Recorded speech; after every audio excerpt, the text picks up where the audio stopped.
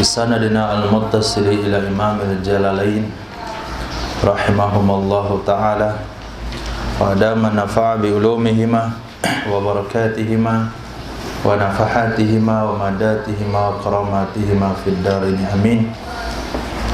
Surah Ali Imran ayat 14. Allah Subhanahu wa ta'ala berfirman, Zuyyina linnas, dihiasi bagi manusia, dihiasi hubbus syahawat, kecintaan-kecintaan yang bersumber dari syahwat. Hubbu kecintaan, syahwat yang bersumber dari syahwat. Apa maksudnya hubbus syahwat? Ma sesuatu tastahihi yang menginginkan akannya oleh nafsu, wa tad'u ilaihi dan yang nafsu mengajak kepadanya, yang nafsu mengajak kepadanya. Zayyanahallahu, menghiasi akannya syahwat, menghiasi akannya syahwat oleh Allah, ibtilaan, sebagai cobaan, awis syaitan, atau dihiasi oleh syaitan. Jadi yang menghiasi syahwat manusia itu ada kala Allah atau syaitan.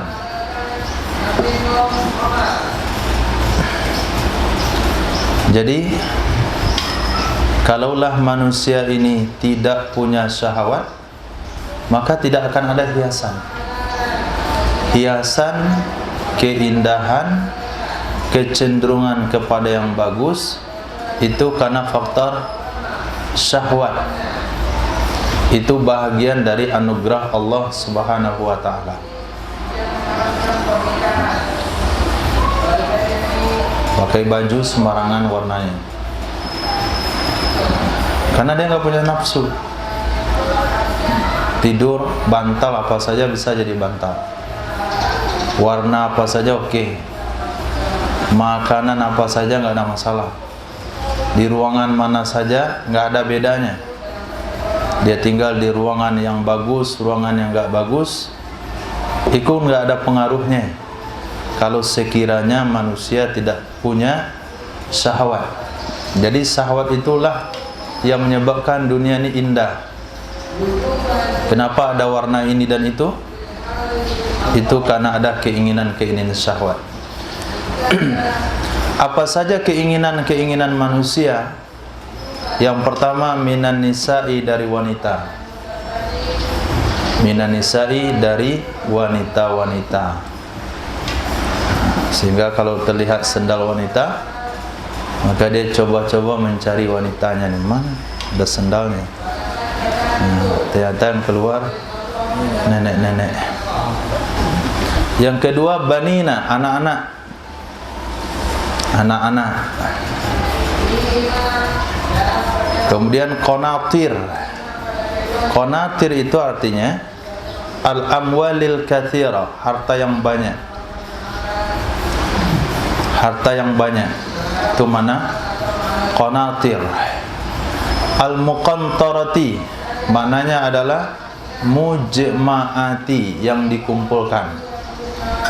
Harta banyak yang dikumpulkan.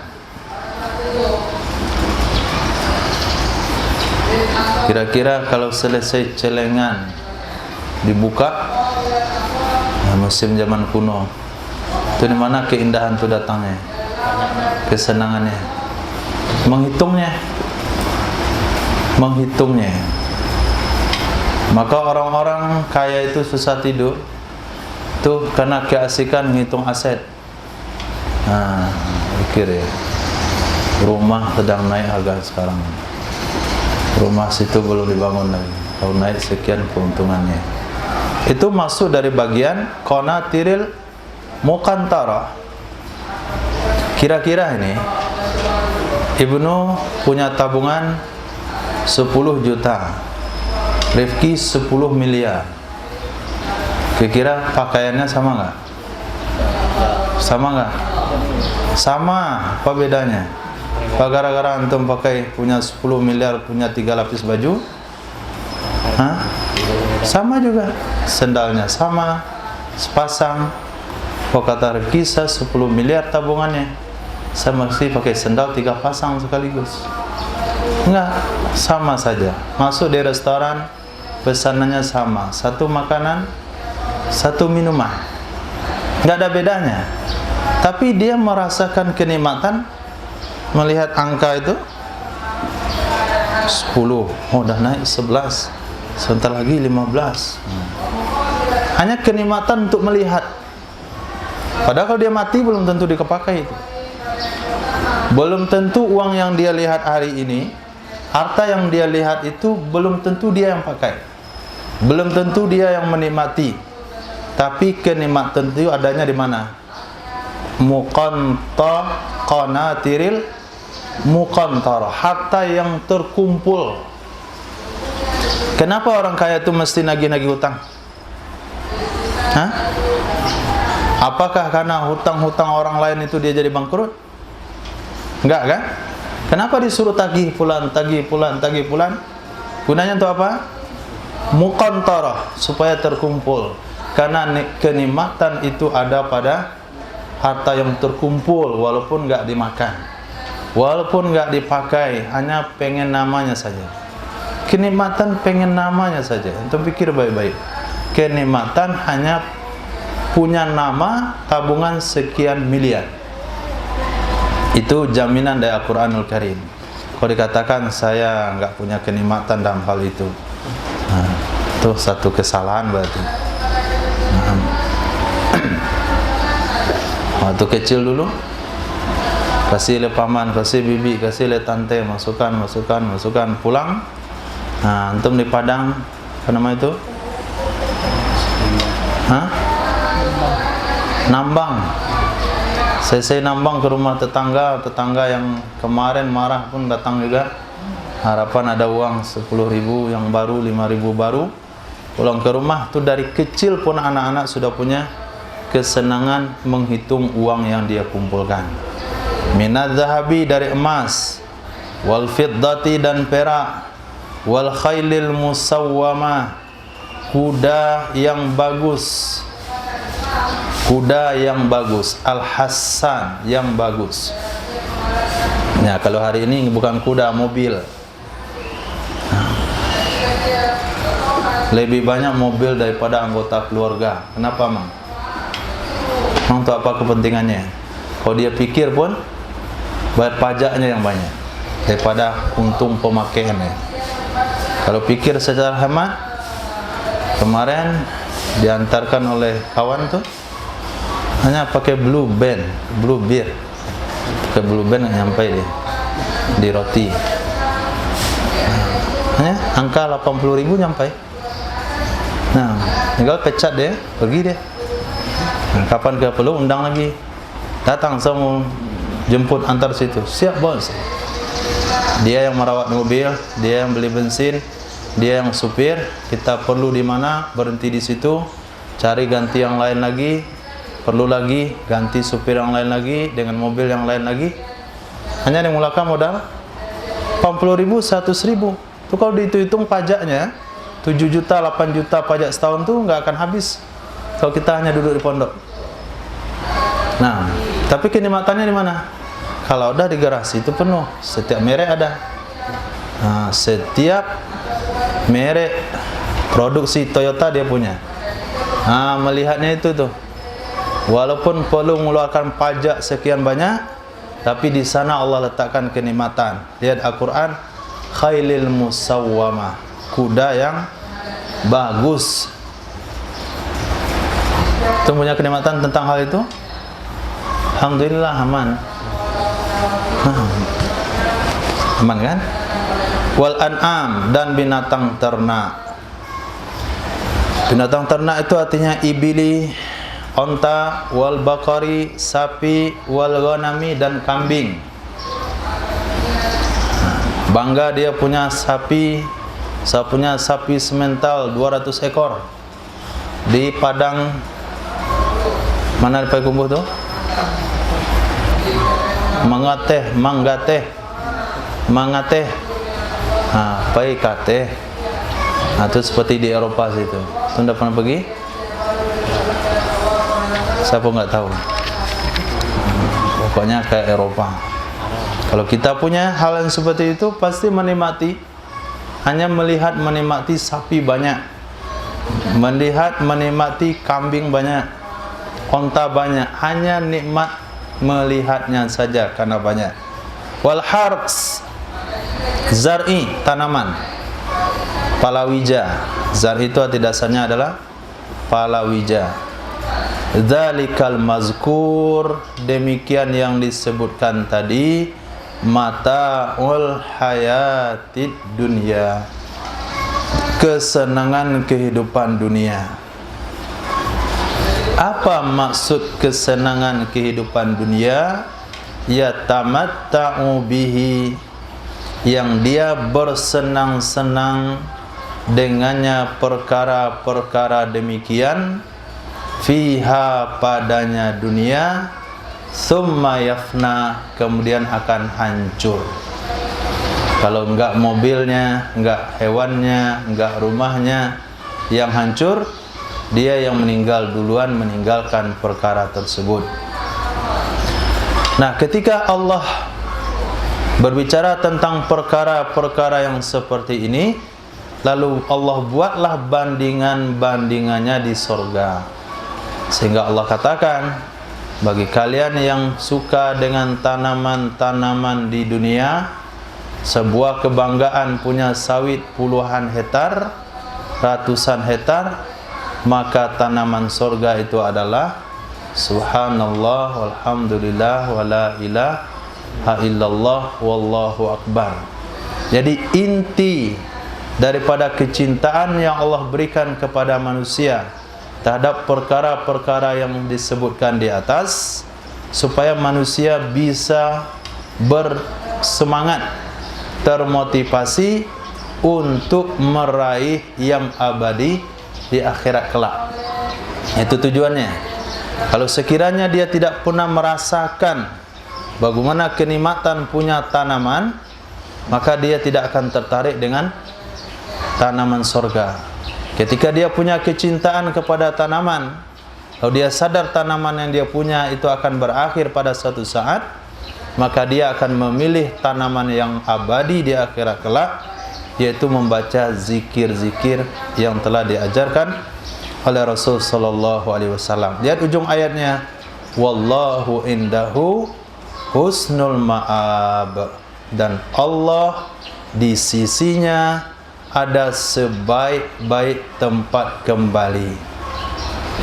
Anda punya keinginan, punya kesenangan dengan anak-anak, maka kalau sekiranya di dunia anaknya meninggal, anaknya tidak banyak, anaknya nakal, anaknya bandel, tidak menjadi penyejuk mata, maka di dalam surga ada anak-anak, yatufu alaihim wildanun mukhalladun, dia akan dikelilingi oleh anak-anak yang kekal dalam bentuk anak-anak. Nah, anak-anak itu kan usia kadang 5 tahun, 6 tahun, 7 tahun. Nah, itu lumayan deh. Sampai 15 tahun udah mirip setengah bapak-bapak. Nah, naik 20 tahun, 25 tahun. Nah, itu udah kayak bapak. Begitu. Tapi dalam surga wildanun mukhalladun, anak-anaknya itu kekal. Jadi dipancing keinginan kita di dunia. Kamu kan senang dengan anak-anak, punya anak-anak yang banyak. Nah, anak-anak yang kamu miliki dunia itu nggak kekal dia. Lama-lama dia jadi bapak-bapak. Maka ada kenikmatan tersebut yang abadi di akhirat kelak, yaitu di sisi Allah Subhanahu wa taala. Senang dengan kuda yang bagus, dengan kendaraan yang bagus, maka di akhirat Allah juga punya tempat kendaraan yang bagus. Suka dengan tanaman yang bagus, di surga Allah sediakan tanaman yang ketika kita pengen memetik buahnya, cukup ulurkan tangan, buah itu akan dekat ke tangan. Tinggi, kita pengen duduk di bangku-bangku di bawah kursi, di bawah pohon berbuah, pengen ambil buahnya, ulurkan tangan, tidak aneh turun nih, otomatis ambil petik, dia naik lagi ke atas. Allah berikan gambaran seperti itu, apa gunanya? Supaya terpancing hasrat dan keinginan manusia untuk mendapatkannya.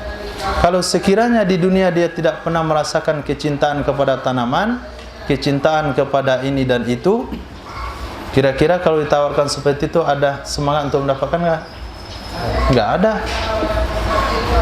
Nanti di surga ada pohon, atau apa sah pohon? Di surga ada kendaraan, saya enggak butuh kendaraan. Di surga ada makanan-makanan enak, saya enggak suka makan.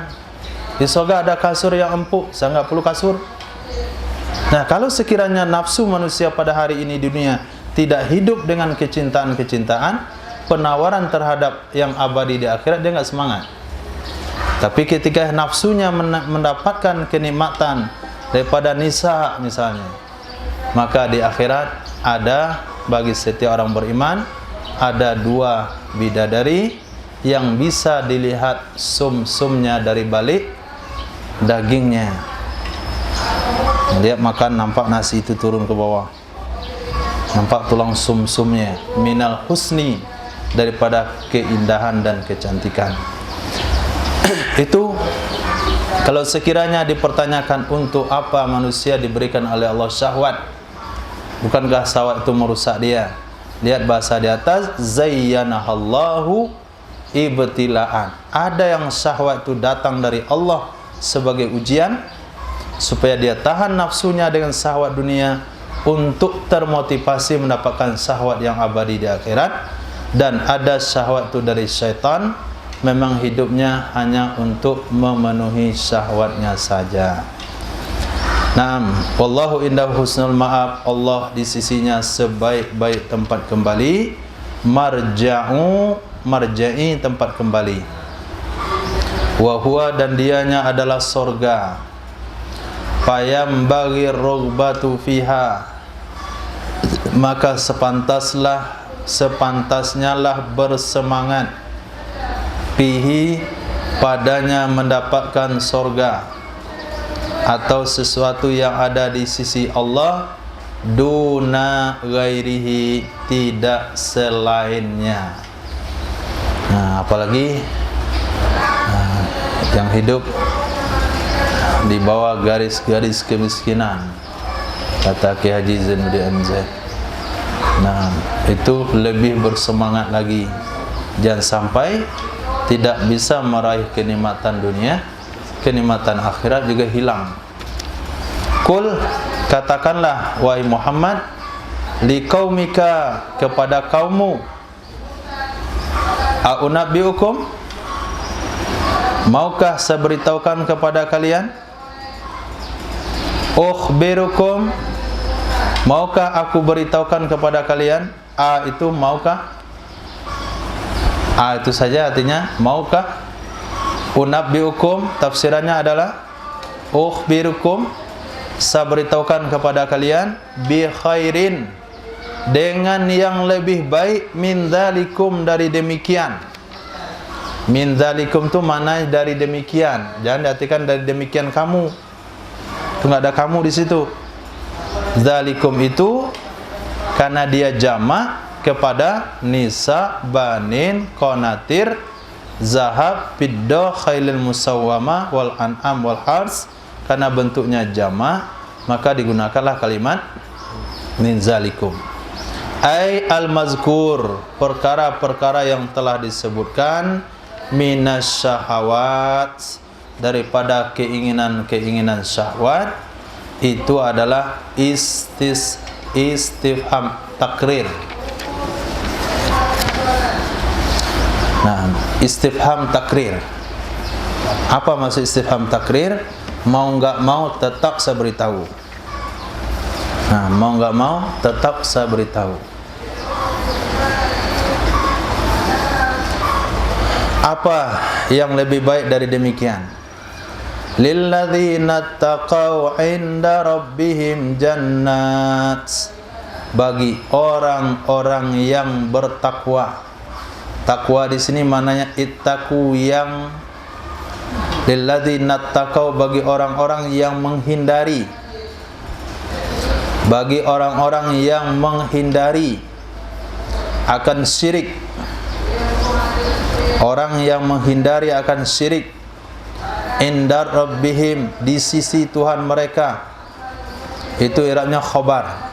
Inda rabbihim itu khobar, khobar muqaddam. Mubtada'nya adalah jannat, di sisi Tuhan mereka itu ada sorga-sorga. Tajri, yang mengalir, min tahtiha, dari bawahnya sorga, al-anhar, oleh sungai-sungai. Khalidina fiha, hal keadaan mereka kekal. Bukankah kekal itu sifat Allah? Kenapa diberikan kepada makhluk? Maka ditafsirkan bukan kekal, tapi muqaddarinal khuluda, mereka ditakdirkan kekal. Nah, itu perlu penafsirannya. Karena Khaliq itu sifat Allah, yang kekal hanya Allah. Lalu kenapa ada makhluk yang kekal? Tafsirannya adalah muqaddarinal khulud, mereka ditakdirkan kekal oleh Allah. Fiha, di dalamnya sorga. Idza dakhaluha, apabila mereka sudah masuk ke dalam sorga. Maka ketika seseorang sudah masuk ke dalam sorga, di sanalah kekal itu ada. Tampannya kekal, mudanya kekal, rata-rata dalam usia semuanya berapa tahun dah hadis? 30 tahun. Nah, dan masa usia 33 tahun. Rambutnya kekal, enggak akan jadi uban. Kekuatannya kekal, tidak akan melemah. Matanya kekal, tidak akan kabur. Bahkan ketampanannya itu bukan hanya kekal, tapi bertambah setiap hari Jumat. Bertambah setiap hari Jumat. Karena nafsu manusia itu tidak bisa bertahan dengan apa yang ada. Dia akan bosan. Nah, hari ini dia katakan bagus. Kalaupun perkara itu kekal, lama tahannya, dia akan mencari yang lebih daripada itu, lebih dan lebih. Maka di surgalah Allah tempatkan setiap hari Jumat, ketampanan daripada seorang laki-laki itu terus naik dan naik. Nah. Kemudian azwajum mutahharah, di surga itu ada istri-istri yang disucikan. Istri-istri yang disucikan, minal haidi, daripada haid, wa ghairihi, dan selainnya haid, mimma yustaqdharu, dari perkara-perkara yang dijijikkan, dijijiki, dianggap jijik, dari perkara-perkara yang dianggap jijik. Nah, enggak ada ingus. Nah, yang keluar di telinga itu apa namanya? Ingus yang keluar di telinga? Hah? Sekarang biasa ingus keluar di hidung. Ada pula orang ingusnya keluar di telinga.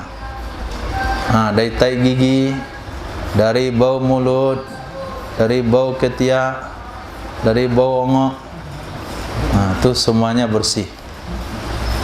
Yang ketiga adalah ridwan, ada keridhaan Allah Subhanahu wa taala. Ridwan itu boleh dibaca dengan kasrah awalnya ridwan, boleh juga dhamma awalnya rudwan. Boleh ridwan, boleh rudwan, dua bahasa. Apa maksudnya ridwan? Ridhan katsir, keridhaan yang banyak dari Allah Subhanahu wa taala. Wallahu basir, Allah itu maha melihat. Apa maksud basir? Alimun bil ibad, yang tahu dengan hamba-hambanya. Allah tahu dengan hamba-hambanya. Fayujazi, maka Allah akan membalas kullan, masing-masing, minhum, dari mereka hamba, bi amalih, dengan amalnya masing-masing. Allah akan balas dengan amal masing-masing. Jadi gak usah khawatir, saya belum diucapkan terima kasih, saya sedekah gak ada yang tahu. Nah, bagaimana kira-kira antar itu? Saya kemarin tuh sebetulnya banyak khidmat, tapi nggak ada yang tahu. Nah, itu bagaimana kira-kira? Maka Allah katakan, Allah tuh Maha tahu. Nah, Allah Maha tahu dan Allah memberikan balasan kepada masing-masing orang sesuai dengan amalnya. Jadi nggak usah khawatir. Apa pula itu?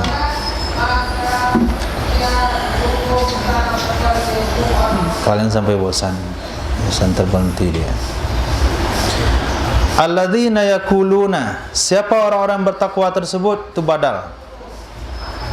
Siapakah orang-orang yang bertakwa tersebut yang mendapatkan fasilitas sorga-sorga yang mengalir di bawahnya sungai-sungai, yang mendapatkan fasilitas istri-istri yang disucikan dan keridhaan dari Allah Subhanahu wa taala. Mereka adalah orang-orang. Alladzina, orang-orang, itu boleh i'rabnya sebagai na'at, boleh juga i'rabnya sebagai badal dari alladzina qablahu. Mana alladzi qablahu? Kalimat alladzi yang ada di sebelumnya, alladzina taqau. Maka pertanyaannya adalah, siapakah orang-orang yang bertakwa tersebut? Mereka adalah orang-orang yakulun, yang mereka membaca, ya Rabbana innana amanna faghfir lana dzunubana wa qina adzabannar. Ini khawatirnya tahfiz suruh baca doa. Nah, doanya lama sekali. Asada Rabbana di Quran dibaca semua. Nah, asada Rabbana dibaca dia semua. Kapan selesai doanya itu? Nah, ini diantara doa dari Quran yang mesti dibaca. Kenapa kita baca? Supaya kita dapat golongan orang-orang bertakwa. Kenapa? Karena orang bertakwa itu adalah orang yang baca doa ini. Nah, sebetulnya bukan hanya sekedar baca, tapi memang daripada ikrar yang sebenarnya itu dari lubuk hati yang paling dalam. Tapi demi mendapatkan titel tersebut, kita awali dulu dengan membacanya. Apa doanya? Rabbana, wahai Tuhan kami, innana, sesungguhnya kami, amanna, kami telah beriman. Sadaqna bik, kami membenarkan denganmu wahai Allah. Wa bi rasulik, dan dengan Rasulmu wahai Allah. Faghfir lana, maka ampunkanlah bagi kami, dzunubana, dosa-dosa kami, wa qina adzabannar, hindarkan kami, selamatkan kami dari azab neraka. Itu satu ciri orang bertakwa. Yang kedua, ciri-cirinya adalah as-sabirin, orang-orang yang sabar. Sabar bagaimana? Sabar di atas ketaatan. Sampai kapan mau salat zuhur berjamaah? Sampai kapan salat asar jamaah? Sampai kapan mau salat subuh berjamaah? Sampai mati. Sabar. Nah, kesabaran untuk taat itu yang penting. Kalau kira-kira ada bosan, minta mati aja lagi. Nah, kita milih salat subuh berjamaah atau minta mati aja. Capek ya Allah, saya nggak mau lagi nih, mati aja dah. Nah, selesai. Di Turki ada usia 200 tahun, nggak ada gunanya juga.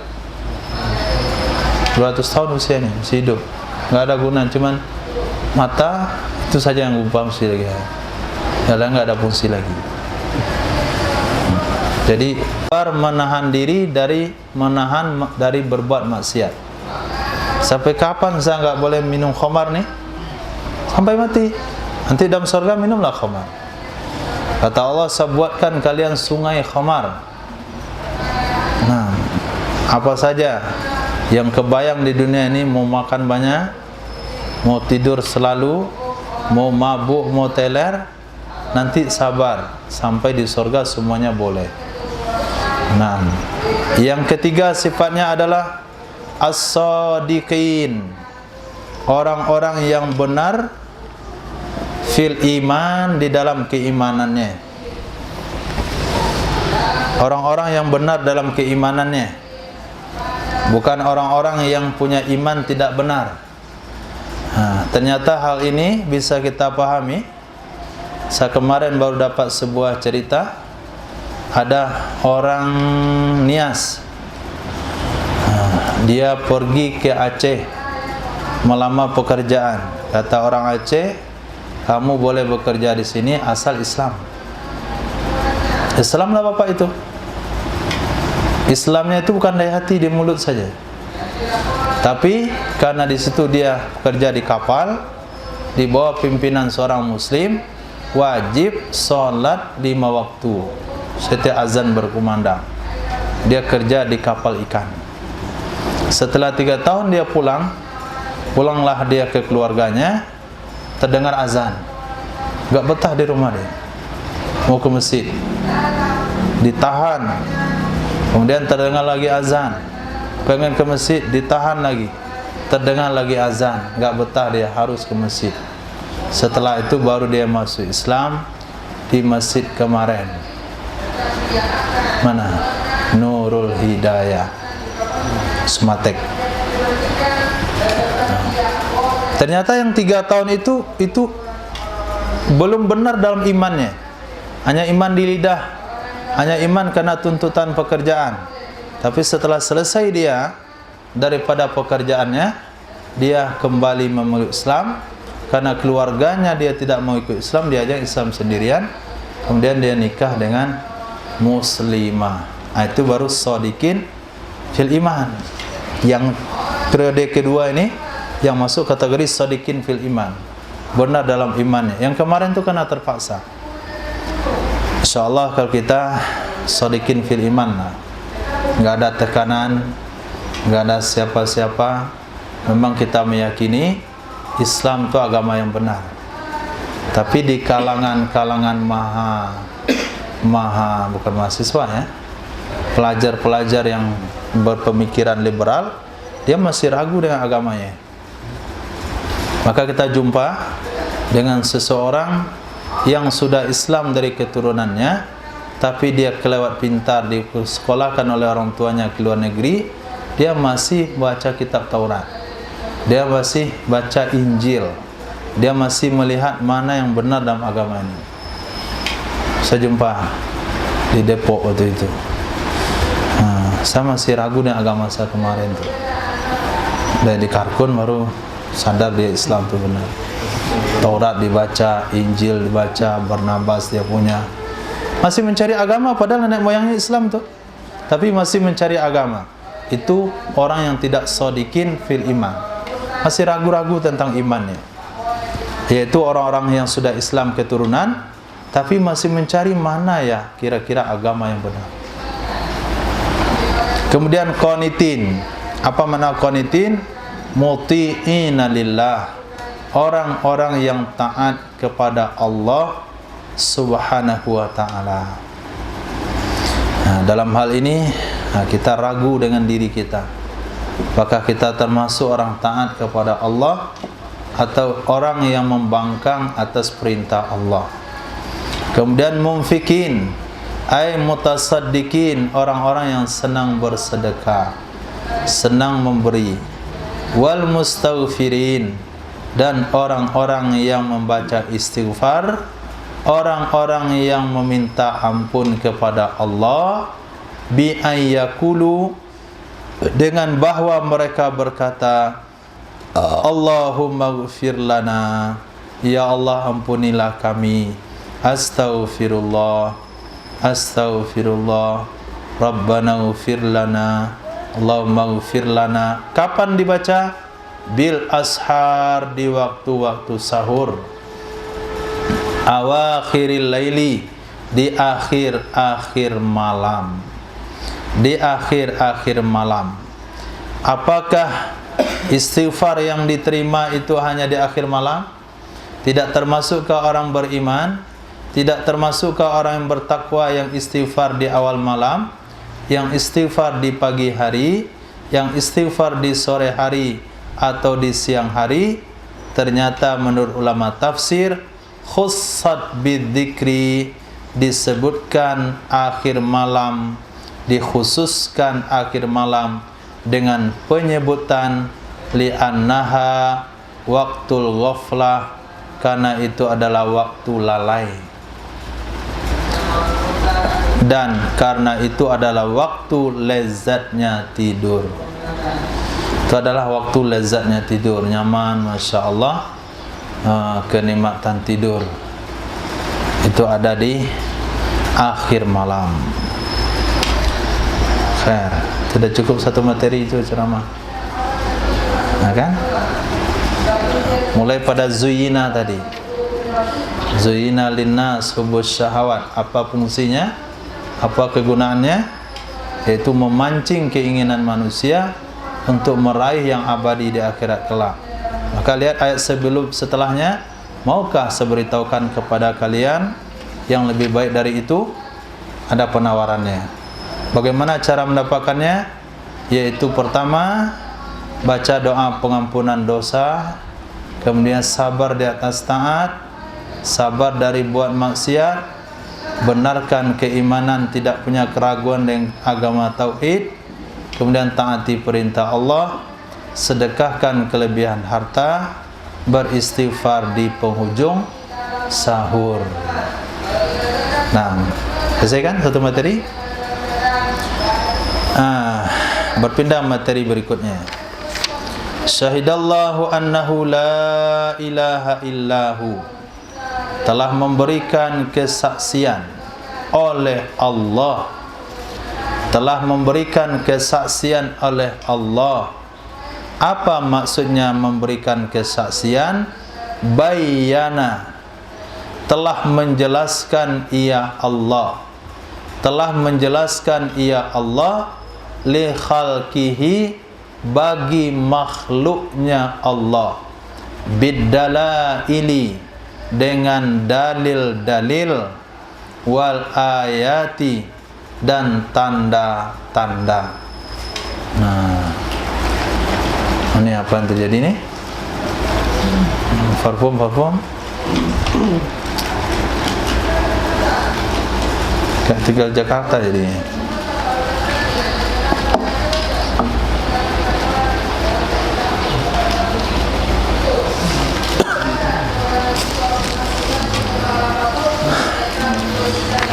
Apa yang telah Allah jelaskan?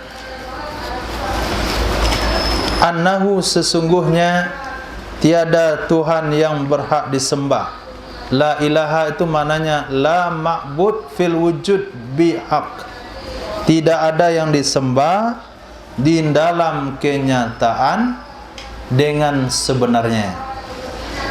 Ilaha maknanya la ma'buda, tidak ada yang disembah fil wujud, di dalam kenyataan dengan yang sebenarnya. Kalau yang disembah ada patung, ada yang disembah, dan menyembah pohon kayu. La ilaha, tidak ada yang disembah. Banyak yang disembah, tapi tidak ada yang disembah yang sebenarnya, yang layak untuk disembah, illahu, kecuali dianya Allah. Wa syahida bidzalik, memberikan kesaksian dengan demikian oleh para malaikat, bil iqrar, dengan mengakuinya. Malaikat juga mengakui tiada yang berhak disembah kecuali Allah, dan yang memberikan kesaksian itu juga ulul ilm, orang-orang yang punya ilmu, orang-orang yang punya ilmu.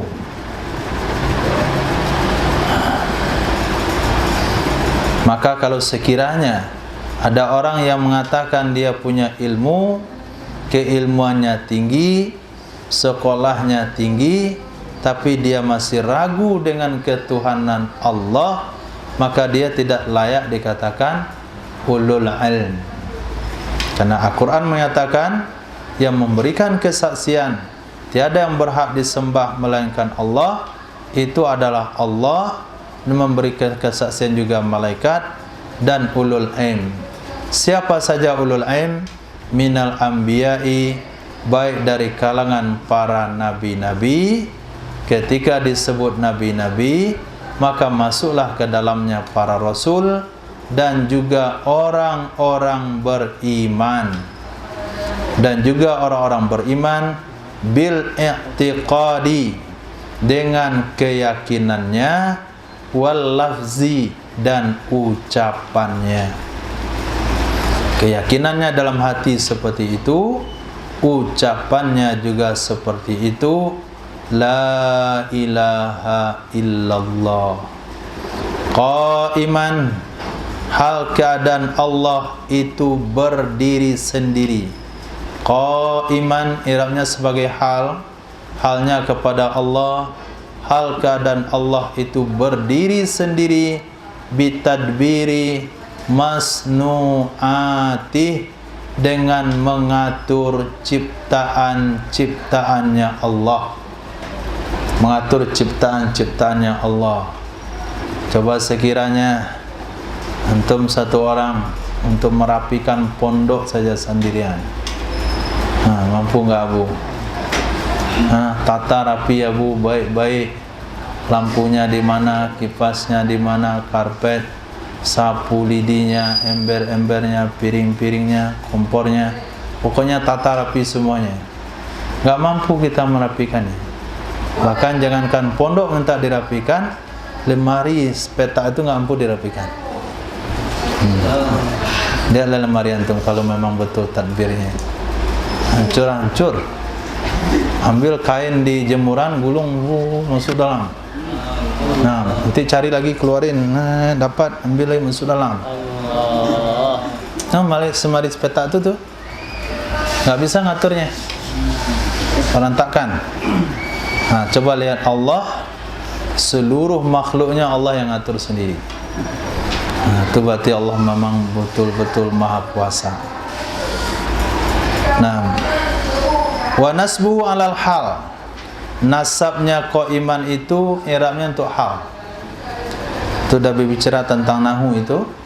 Nasabnya qaiman itu kedudukan i'rab untuk hal, amil padanya adalah makna jumlah. Amil padanya adalah makna jumlah, makna yang ada pada jumlah sebelumnya, itu yang menasabkannya. Apa makna qaiman? Tafarrada, berdiri sendiri. Itu makna qaiman, berdiri sendiri. Bil qisti, dengan adil. Bil adli, dengan adil. Jadi Allah mengatur itu dengan adil. Adil maksudnya itu seimbang, nggak ada yang kelebihan. Kalau kita kadang-kadang kelebihan. La ilaha illahu, tiada Tuhan yang berhak disembah kecuali Dianya Allah. Karrarahu, Allah mengulang-ulang kalimat tersebut sebagai takkid. Tadi kan sudah juga syahidallahu annahu la ilaha illahu. Kemudian kok diulang lagi di sini la ilaha illahu, karrarahu, Allah mengulangnya kembali sebagai takkid. Al-Aziz, Allah yang maha perkasa pada miliknya. Al-Hakim, Allah yang maha bijaksana pada bikinannya. Apa makna hakim? Maknanya adalah Allah yang maha menempatkan hikmah pada setiap bikinannya. Maka Allah katakan, innallaha la yastahi ayyadriba ma salam ma ba'udatan, ma ba'udah, fama fawqaha. Fawqaha di situ maknanya yang lebih kecil lagi, bukan fawqaha yang lebih di atas, tidak, yang lebih di atas dari segi kecilnya. Allah tidak malu membuat lalat, bahkan lebih kecil pada lalat, yaitu tungau. Nah, setiap itu ada hikmahnya. Lalat kira-kira apalah hikmahnya itu? Apa kira-kira hikmahnya lalat? Hah? Apa hikmah lalat? Yang jelas kita tahu makanan itu sudah basi tanpa perlu dicicipi. Nah, yang kita tahu itu sudah bangkai, enggak hidup lagi. Ayam dan 4 hari bertelur aja situ dia, enggak pindah-pindah. Lama kali bertelurnya. Ternyata dah datang lalat. Berarti dah mati ayamnya berarti. Nah, dia akan membantu minimal mencek siapa yang mandi, siapa yang enggak mandi. Nah, perlu kita tanya lagi.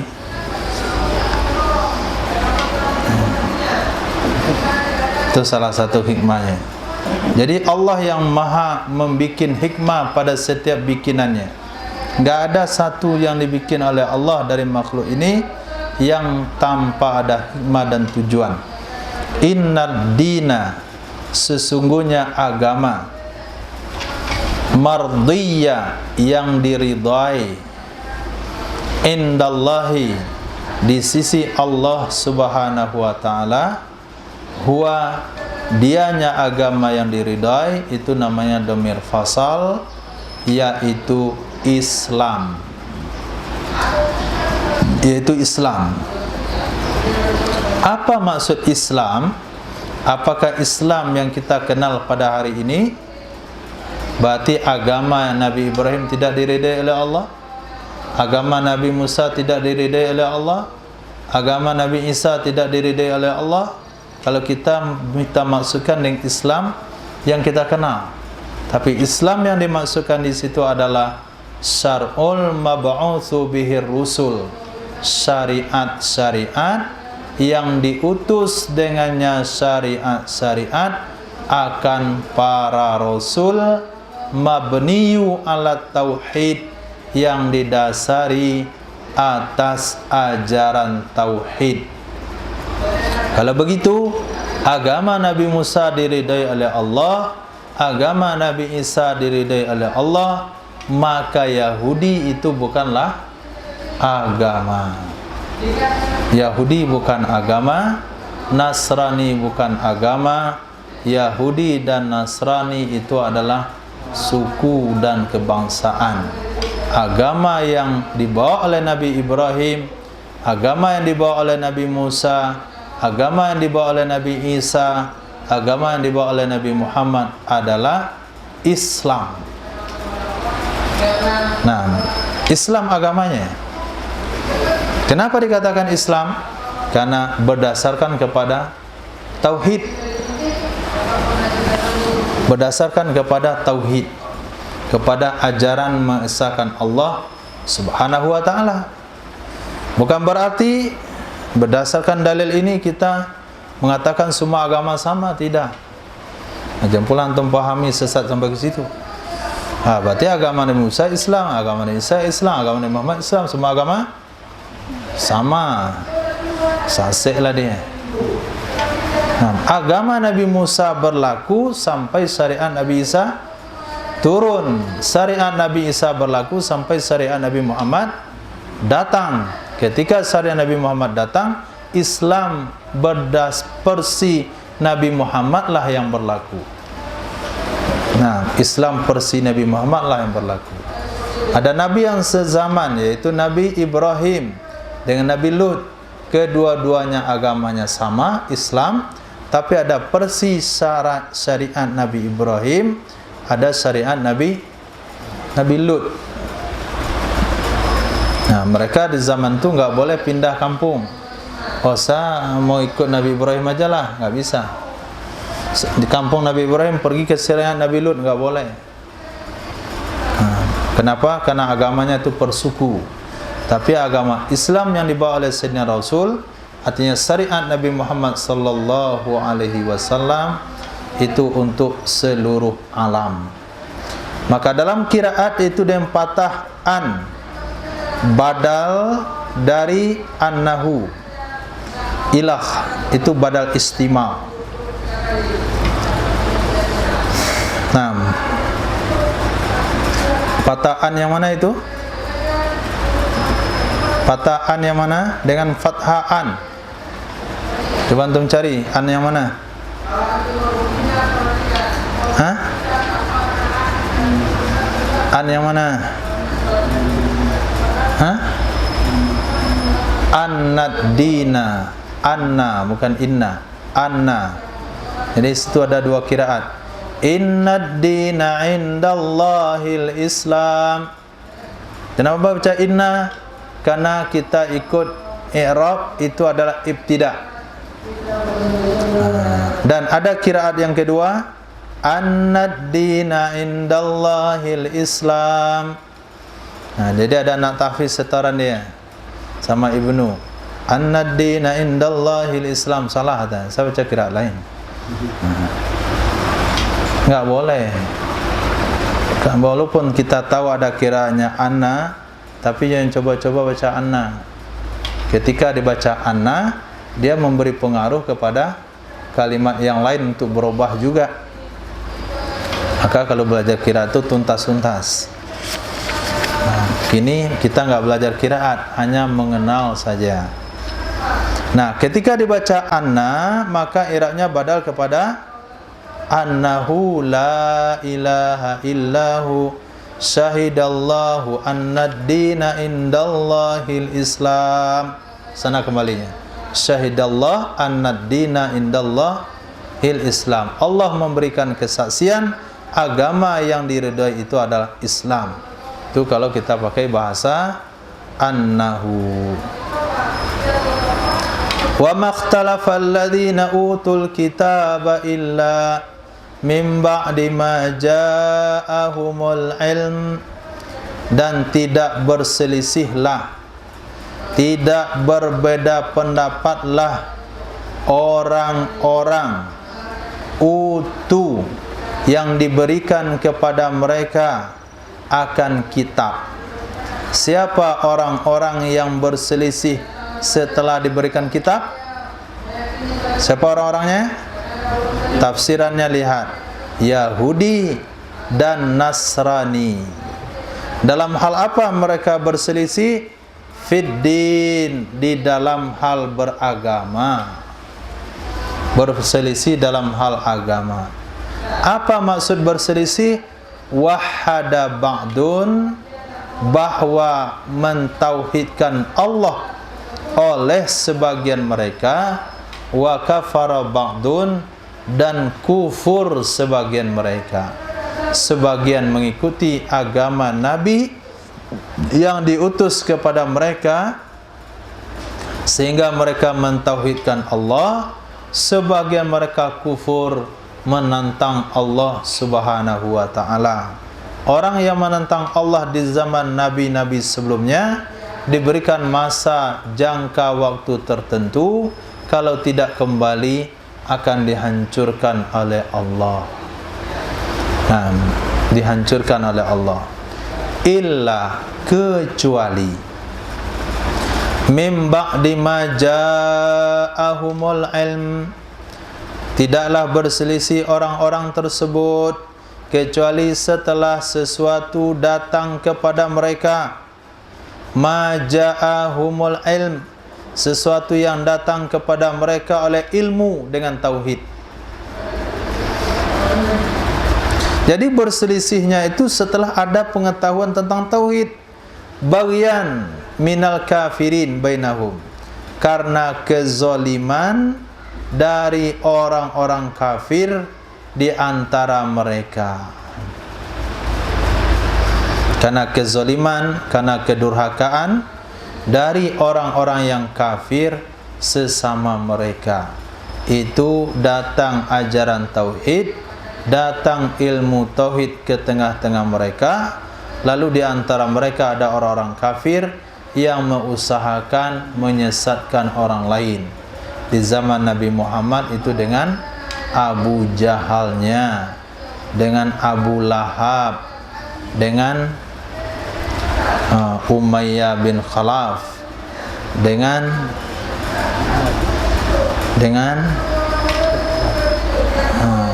orang-orang kafir yang lain. Karena susah namanya menghafal nama orang kafir itu. Baguslah. Wa may yakfur bi ayatillah, dan siapa saja yang kufur dengan ayat-ayat Allah, kufur dengan tanda-tanda keagungan Allah, kufur dengan tanda-tanda kebesaran Allah. Sudah dia lihat langit tanpa tiang, tapi tetap tidak meyakini Allah lah yang maha kuasa. Sudah dilihat dalam tubuh dia. Wa fi anfusikum afala tubsirun, di dalam diri kamu apakah kamu tidak melihat keagungan Allah? Gak usah kamu terlalu luas melihat langit, tidak usah terlalu luas melihat samudra, pada diri sendiri tidak melihat keagungan Allah? Nampak gak keagungan Allah? Apa Rifki contohnya? Hah? Apa contohnya? Jantung yang bergerak tidak perlu digerakkan. Coba kalau jantung itu kita yang menggerakkan, sering kita lupa menggerakkannya kayaknya. Nah, mati kita ini. Astagfirullah, lupa saya menggerakkan jantung. Mati dah dia. Mata yang berkedip secara otomatis. Nah, dikatakan itu kamera dengan canggihnya, belum lagi autofocus dia. Gerak ke situ, kabur gambarnya. Ke mata, langsung jelas. Pak, ketika antum gerakkan tu kabur dia. Lihat pintu, langsung apa tulis? Kabur enggak dia? Autofocus. Nah, Masya Allah, mantap autofokusnya. Nggak ada yang kabur gambarnya. Nampak Ismail, tahu tu Ismail. Nampak Abu Bakar, tahu Abu Bakar. Jumpa orang rumah, dia tahu tu orang rumah. Tapi kalau lambat autofokusnya, pembantu, kira apa? Kira isi saya tadi. Kalau sempat lambat setengah jam saja autofokusnya, gawat itu. Lihat. Nah, kawan. Mama, kerbau ternyata. Bahaya kan? Dah kemakan setengah baru tahu tu tai kucing. Bahaya itu. Tapi pas lihat langsung tahu tu tai kucing. Coba lihat. Tai kucing. Donat kayaknya ni, makan. Lagi tai kucing. Cepat otomatis. Wa fi anfusikum afala tubsirun. Kita punya tahu ini makanan, ini bukan makanan. Ini perabot, ini bukan makanan. Kadang-kala ada juga santri yang hilang autofokus. Sambil belajar makan pensil, sambil belajar makan pulpen, sambil belajar makan kuku.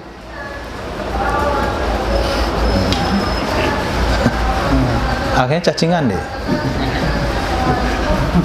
Itu autofokusnya lambat. Ya Allah, kadang-kadang dia lupa jadi santri.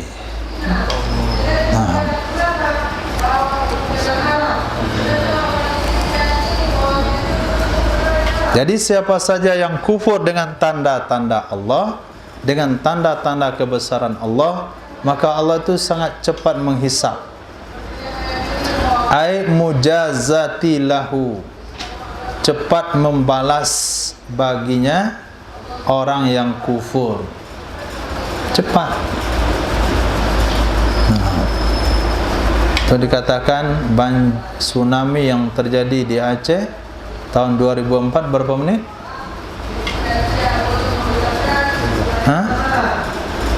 Berapa menit? Hanya ukuran orang sholat saja. Bapak yang kita jumpai enggak mau dijumpai itu, kalau dia datang ke sini kita juga enggak mau jumpai dia.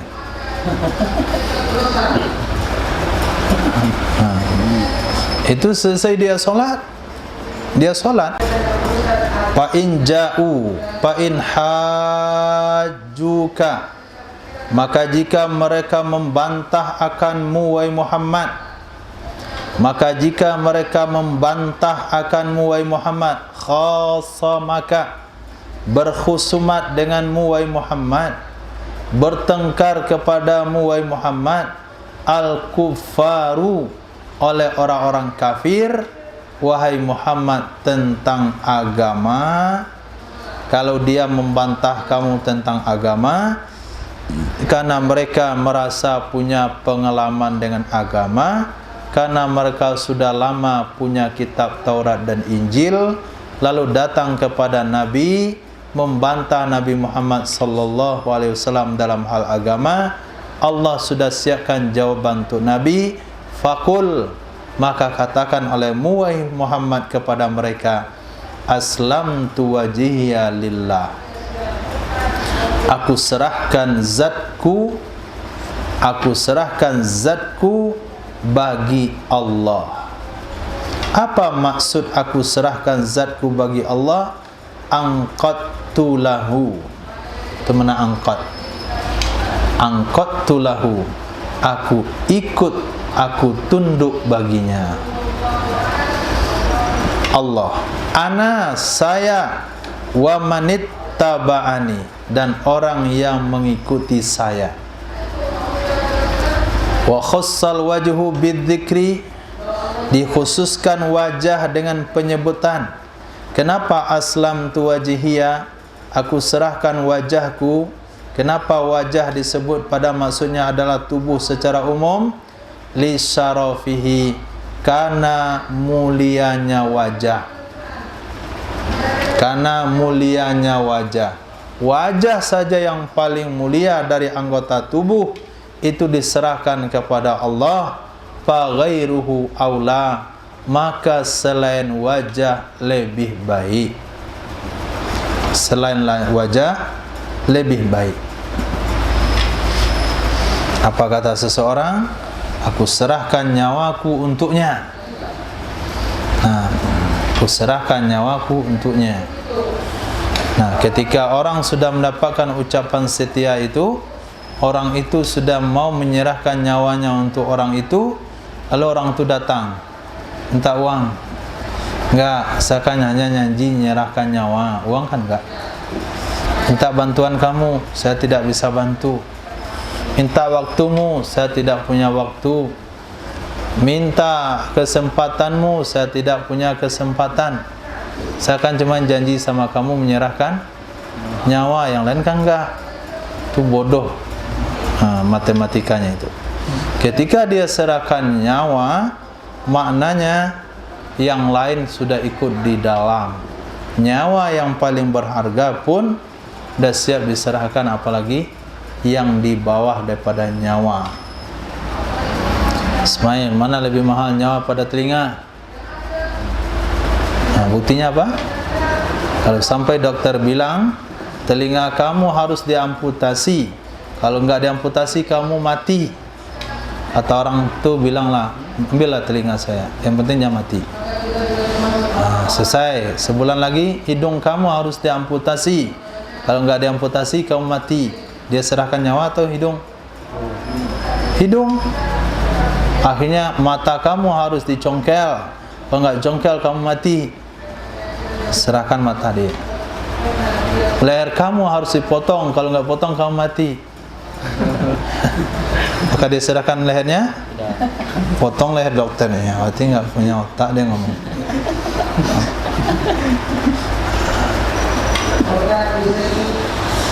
Ini Pak harus amputasi kepalanya nih Pak.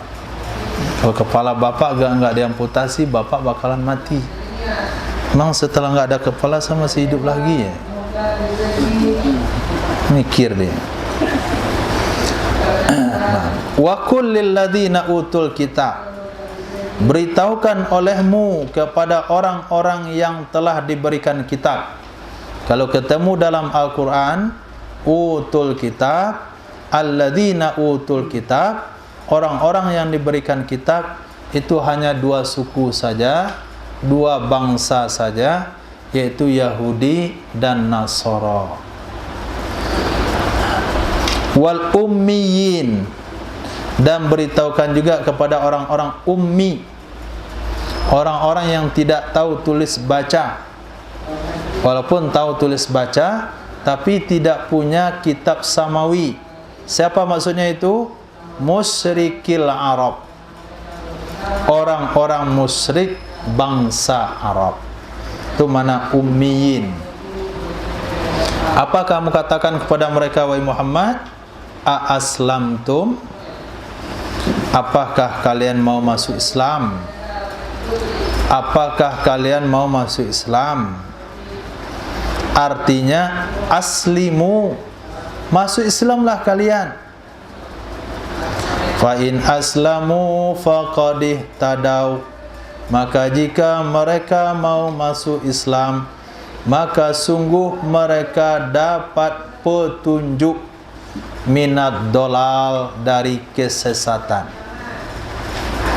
Wa in tawallau anil Islam, tapi jika mereka berpaling dari Islam, tidak mau terima ajaran Islam, tidak mau terima dakwah Islam, fa innama, maka hanya saja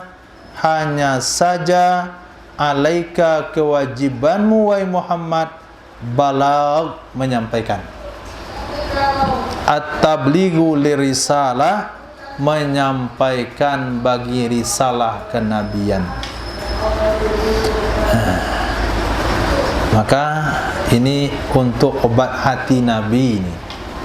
Ayat ini menghibur Rasul sallallahu alaihi wasallam. Kenapa? Karena Nabi merasa risau ketika umat diajak tidak mau masuk Islam.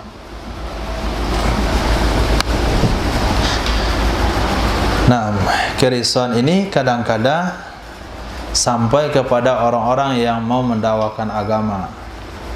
Kita lihat kadang-kadang dalam perjalanan khurud, itu dalam perjalanan waktu yang cukup panjang, itu ada di antara mereka yang sanggup menangis di malam hari karena umat orang yang dia datangi tidak mau diajak. Nangis sih. Ada yang lagi sampai nggak mau makan. Itu udah, kalau sampai pada tahap seperti itu antum sudah ahbab sejati.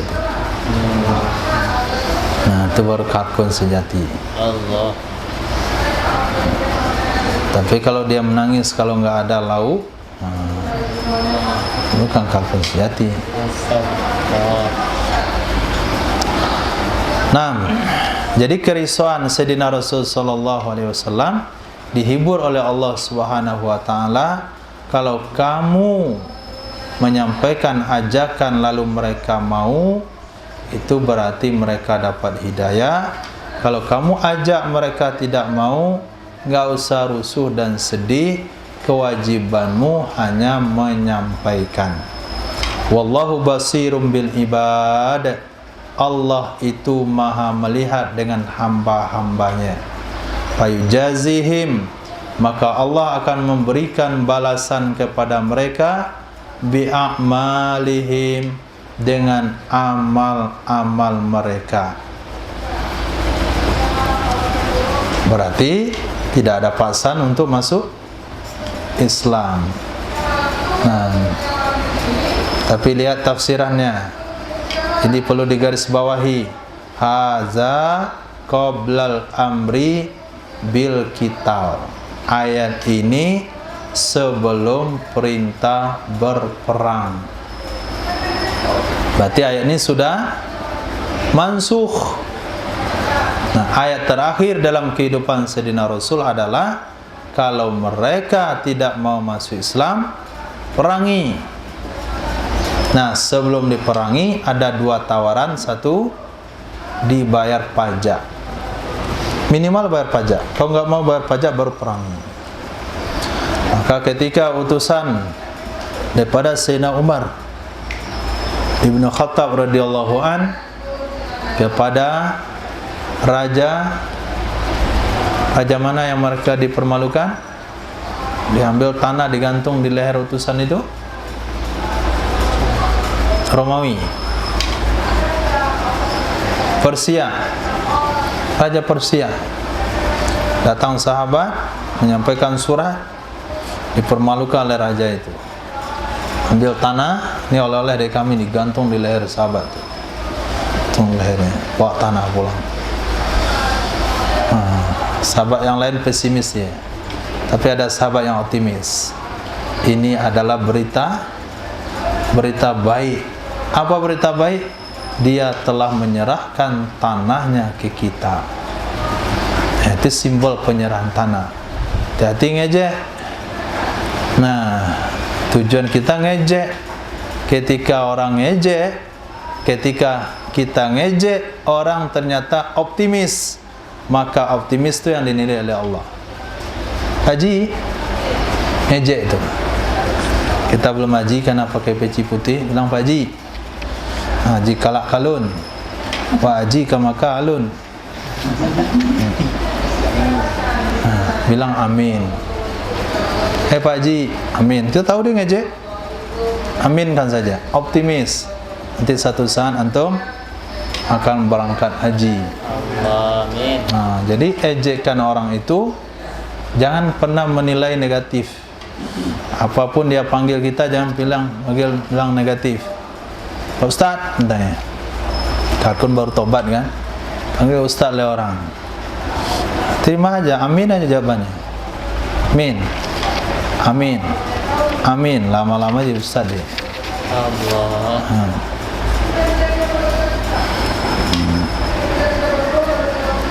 Nah. Jadi ketika Raja Persia menghinakan utusan baginda Sayyidina Umar bin Khattab radhiyallahu anhu dengan menggantungkan tanah di leher, tapi ketika dia menyikapi dengan optimis, innallaha, pokoknya hadisnya, ana inda zanni abdi bi. Kata Allah, saya akan berbuat sebagaimana dugaan mereka kepada aku. Nah, maka kita selalu berprasangka baik dengan Allah. Apapun yang orang perkatakan, memujikah itu atau merendahkan, tapi kita sikapi dengan optimis. Naam.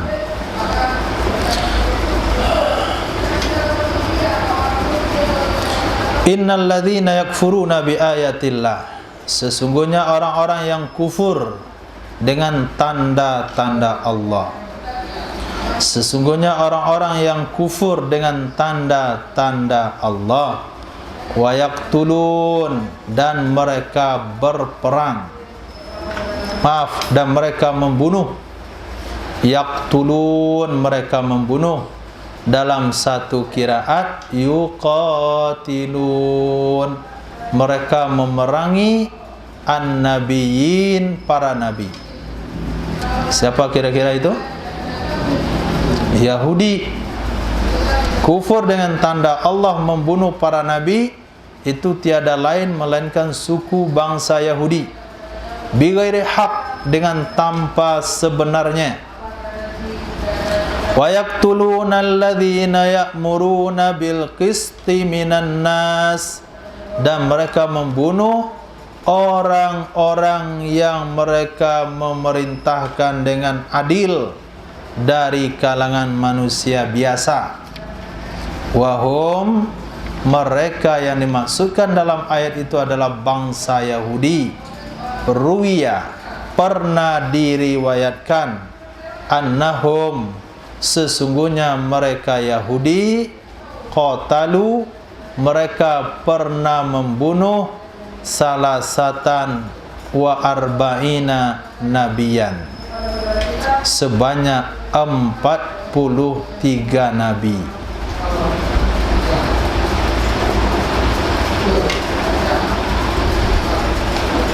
Nah, 43 orang nabi yang pernah dibunuh oleh bangsa Yahudi. Apa ganasnya itu? Lalu kita kerjasama dengan Yahudi. Kata Nabi SAW, kalau kalian berdua-duaan dengan Yahudi, maka tidak ada yang ada mana itu? Tidaklah yang terdapat di dalam benaknya melainkan bagaimana cara saya bunuh dia. Maka Yahudi itu nggak bisa bawa kerjasama. Wa nahahum,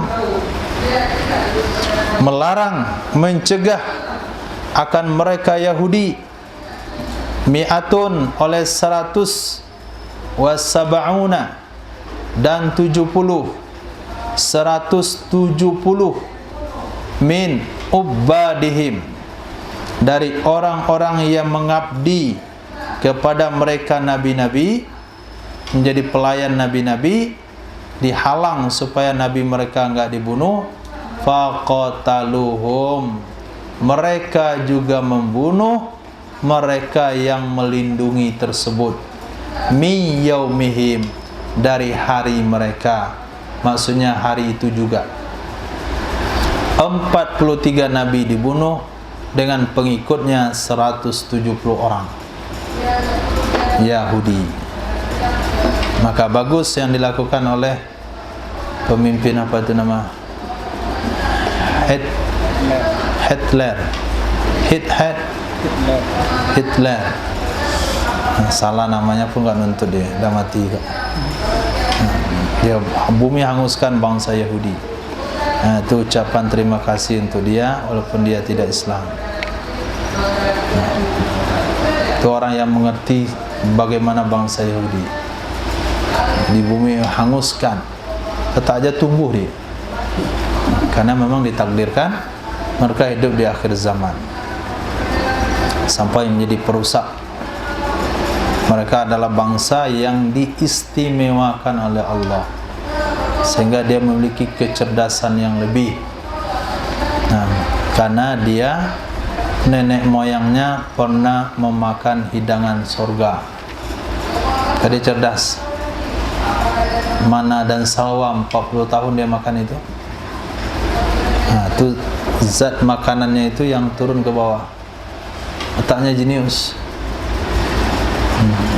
Orang selain Yahudi pernah makan hidangan surga? Tidak ada. Otaknya agak keras-keras sedikit. Kemudian dia pelajari syariat Islam, kemudian dia memanfaatkan untuk kepentingannya, kemudian dia dakwahkan, dia sampaikan lewat media sebaliknya. Sebaliknya. Fabashirhum, beri berita gembira olehmu wahai Muhammad kepada mereka. Basyir, beri berita gembira olehmu wahai Muhammad kepada mereka, artinya a'limhum, beritahukan olehmu wahai Muhammad kepada mereka, bi'adzabin alim, dengan azab yang pedih. Apa maksud azab yang pedih? Mu'lim, azab yang memedihkan.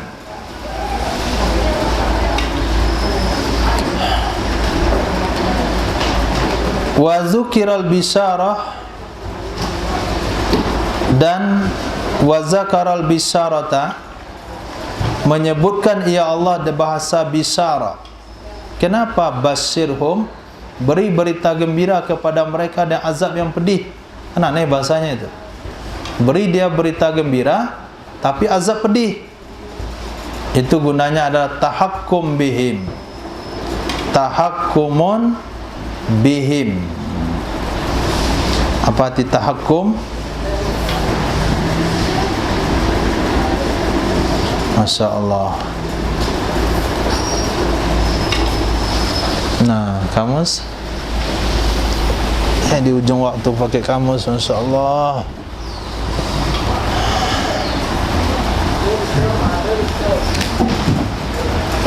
Tahakkumun bihim, hakama, Allah, hakama.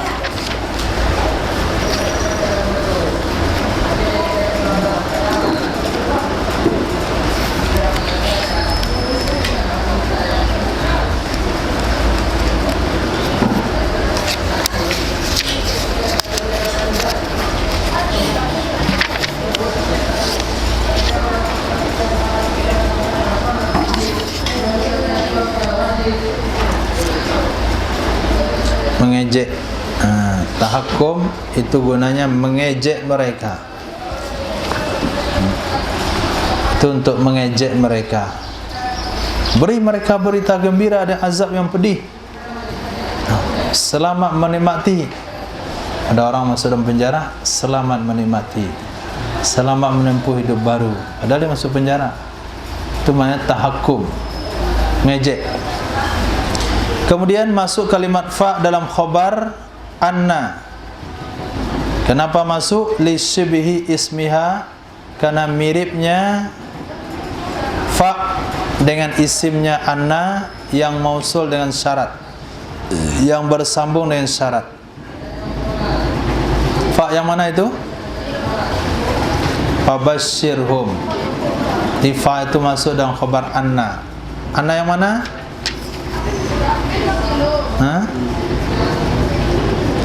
Khabar inna bukan anna. Innal ladzina yakfuruna.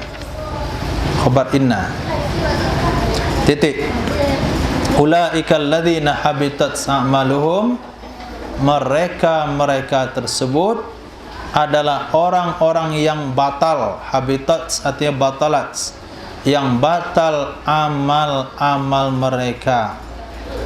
Ma'amilu, apa saja yang mereka amalkan, min khairin, dari kebaikan, seperti sedekah, seperti silaturahim, di dunia batal, di akhirat juga batal. Fala tidada biha, maka tidak dianggap, tidak dihitung dengannya amal.